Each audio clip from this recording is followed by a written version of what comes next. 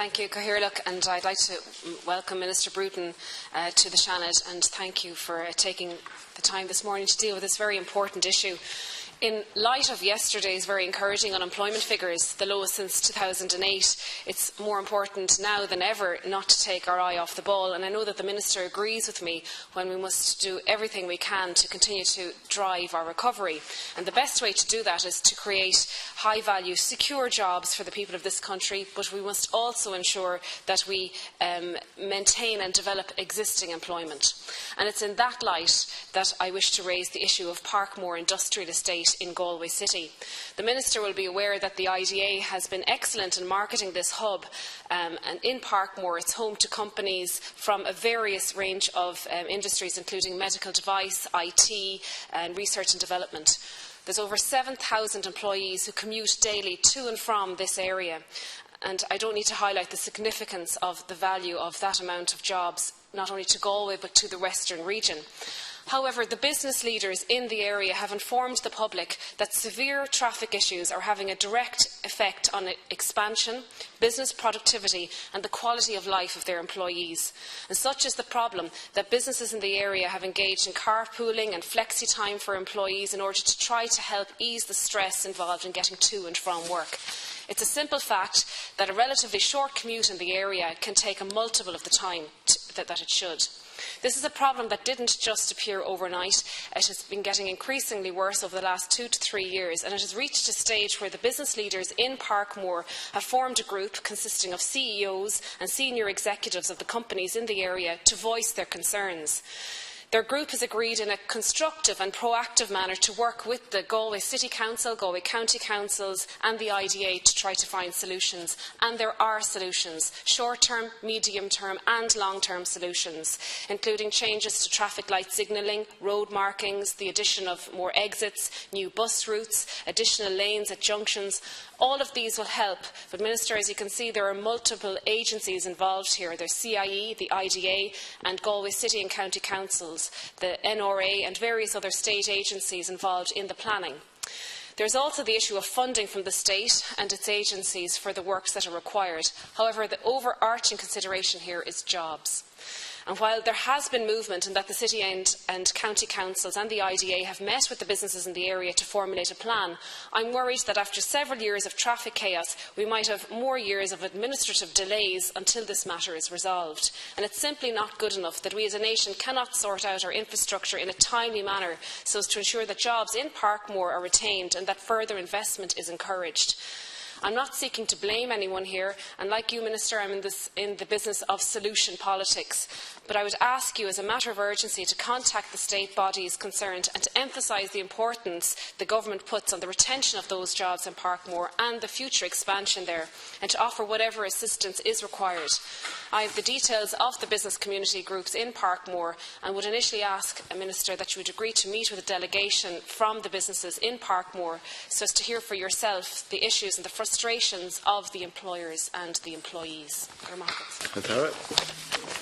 I'd like to say that I am very aware of the issue and I have met some of the people involved. I am also very much aware that the IDA is working hard with the local authority to find a solution to this. I think it is correct that this is a very frustrating experience for a number of companies who are there in the Parkmore Business Park. It's been a very successful park. It has companies like Medtronic, Merit Medical, Celestica, Creganna. And I suppose this pressure comes against a background where in the last 4 years IDA have expanded its employment base in Galway by 33%, 3,500 additional people working in IDA companies in the last 4 years. And I suppose the other backdrop to this is that I have recognised very clearly that we need to develop a much more integrated regional enterprise strategy where we work, where the local authorities and the agencies and the education institutions work together as they seek to develop sectoral opportunities. That is very much part of my own thinking, and to embrace the local authority as an equal partner in seeking to drive this on. In terms of the immediate issue here, the IDA has been looking at this for some time, has developed proposals and is in discussions with the local authority in respect of those proposals. There were meetings as recently as last week, and arising out of that, I think both parties and their engineering teams are looking at how can this be resolved. I think the Senator is right in saying that there is an immediate problem for the estate. There is also a longer-term solution that the local authorities are developing, which involve a considerable number of additional measures with adding signals, widening of the road,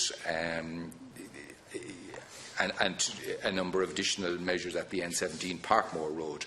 So there is a comprehensive plan under development, and I suppose the urgency has arisen particularly since the schools went back, and there has been very particular pressure of congestion experienced by the companies. I know that Pat Dunn, the MD of Cregana, has set up a group who are very active, and the IDA is working closely with that group.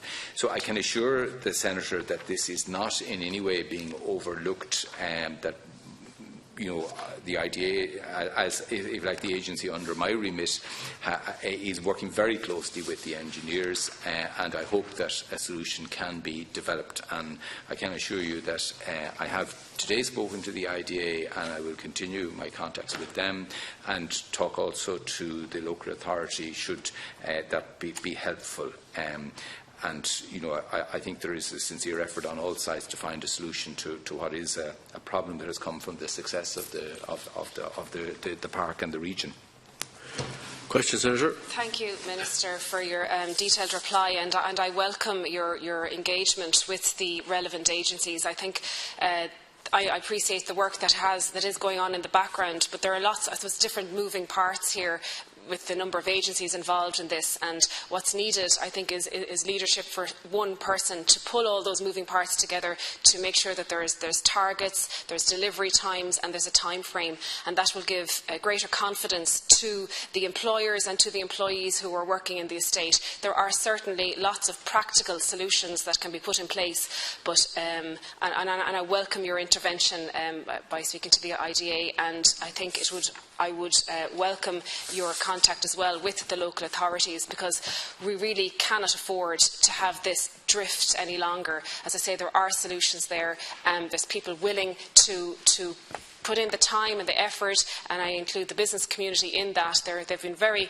proactive and approached this in a very positive and constructive manner. But I think there's a leadership issue here with regard to setting out timeframes and pushing it that bit further, so that we can ensure that we protect the jobs and we can develop our industries in the western region. Thank you. Yeah, no, I agree with you that timeliness is essential here. I mean, I fully recognise that there are different authorities here with obviously different demands, different standards, different expectations to meet, and they have to make sure that any proposal that is agreed is robust within the context of the demands, which are rightly placed and on different bodies. And I suppose we've to work within that. And I think there has been good engagement on both sides. I think there is a willingness to find a solution. But I think you're right. We need to be able to find timelines for interim measures, for longer-term measures, and to see those integrated in a sensible way. As I understand it, the two sides have had very useful engagements. The engineering teams, if you like, on both sides are assessing how their respective needs and potential to resolve this. I think there is a willingness to do this. We have recognised at national level that a big part of continuing our recovery is to have a closer integration at regional level, and also we have committed through the Brendan Howland's department has agreed that there is funding for significant property investment by the IDA to resolve issues over time and to create the capacity to develop. There is a commitment here on all sides to find a solution, and I hope that the Senator, having raised it, will underline her anxiety and the anxiety of many business people to see that the issues which are important are handled in a speedy and effective way.